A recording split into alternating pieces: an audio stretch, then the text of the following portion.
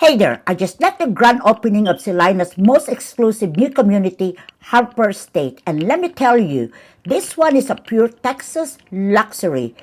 Partners in Building is the premier custom builder here, and this ain't your average cookie cutter neighborhood.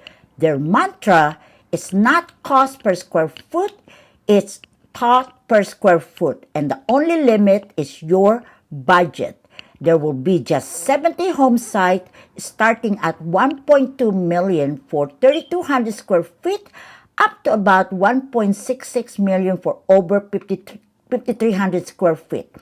Located in Collin County, Harper State comes with 1,800 yearly HOA, 2.08 property tax rate, and 8,700 annual PED. Want in on Harper State before it sells out? This is a next level luxury living in Celina. DM me for private tour or a sneak peek of available lots. Call or text Zen at 214-695-1645 for